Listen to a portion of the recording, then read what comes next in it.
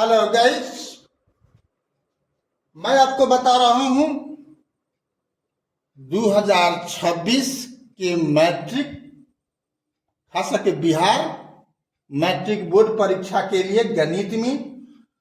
और आज है डे 50, जहां पर बीज गणित में समांतर श्रेणी से क्वेश्चन नंबर 1 है, जो आपको 2016 में पूछे हुए हैं। याद रहे कि हम 2011 से 2025 तक का क्वेश्चन बता रहे हैं अभी फिलहाल ऑब्जेक्टिव। तो सवाल एक है, जब एपी के प्रथम पद 2 तथा सर्वांतर 3 हो तो एपी के 3 पद होंगे। तो पहला पद अगर 2 है तो क्रमशः उसमें 3 जोड़ते जाओ। तो पहला पद तो 2 हो गया, और दूसरा का पद क्या होगा? 2 और 3 5। तीसरा का पद क्या होगा? 5 में 3 जोड़ दो तो 8। कौन है? 2 5 8। आगे डॉट इसी ढंग से होगा। तो आंसर हो गया बी। 2 में निम्नलिखित में कौन समांतर श्रेणी होगी? तो समांतर श्रेणी में हम बताबे किए थे, कोई पद ले लो और उसके पहले वाला को घटाओ, ठीक है, तो समान होना चाहिए। तो एक के 2 ही पद का नहीं, अन्य पद का भी हम देख लेंगे। जब सबका अंतर समान होगा तो वह समांतर श्रेणी होगा। यहाँ पर है 2, यहाँ पर 4, यहाँ पर 8, यहाँ पर 16। यहाँ पर गड़बड़ है, 4 में से 2 घटाओगे 2 हो जाएगा, 8 में से 4 घटाओगे तो 4 हो जाएगा। तो ये तो है ही नहीं। अब -6 में से -10 घटाओगे तो +10 हो जाएगा। +10 हो जाएगा तो क्या हो जाएगा? अंतर कितना आएगा? 4 आएगा।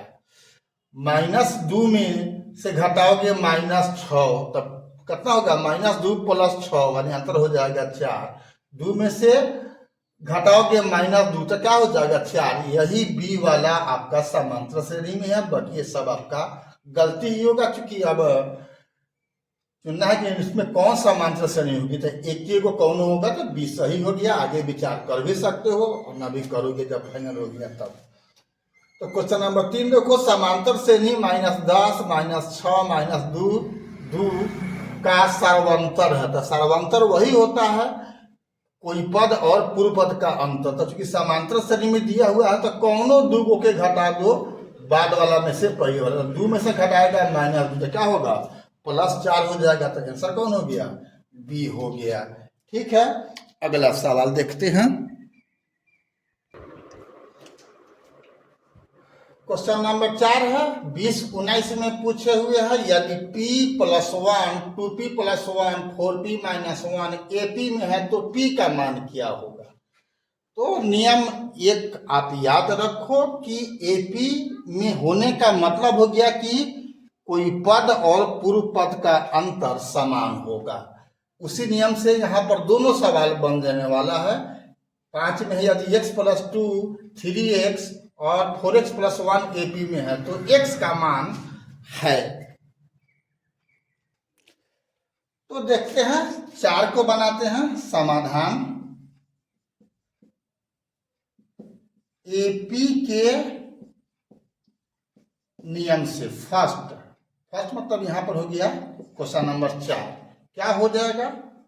2p + 1 - p + 1 बराबर 4p - 1 में से घट जाएगा कौन? 2p + 1।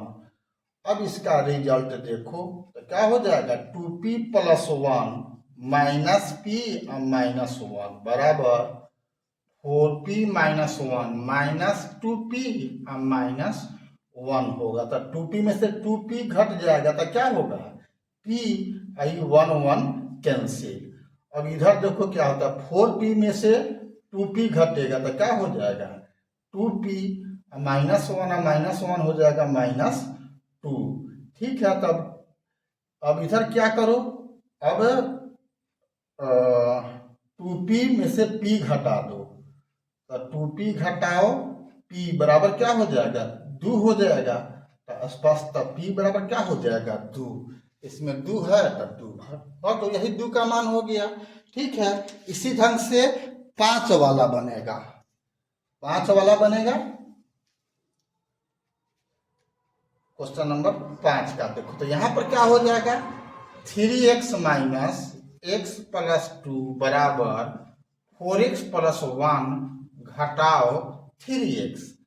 तो ये क्या हो जाएगा 3x माइनस एक्स माइनस 2 बराबर इधर हो जाएगा, इसमें हो तो कोई दिक्कत नहीं है, तो 4x में से 3x घट जाएगा तो क्या होगा x प्लस 1। इधर क्या हो जाएगा 3x में से x घटेगा तो 2x माइनस 2 बराबर x प्लस 1 स्पष्ट।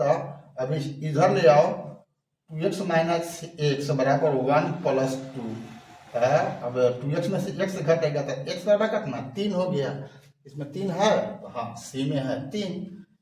ठीक है, तो अभी तक फेसबुक और इंस्टाग्राम पर आपने बीकेआर कुशवाहा प्रोफाइल को फॉलो नहीं किया है तो फॉलो कर देना है, और यूट्यूब पर आपने बीकेआर कुशवाहा प्रोफाइल को सब्सक्राइब नहीं किया है तो बेल दबा करके सब्सक्राइब कर देना है। ऐसे ऐसे ही सवालों को लेकर के हम फिर अगला वीडियो में उपस्थित होंगे।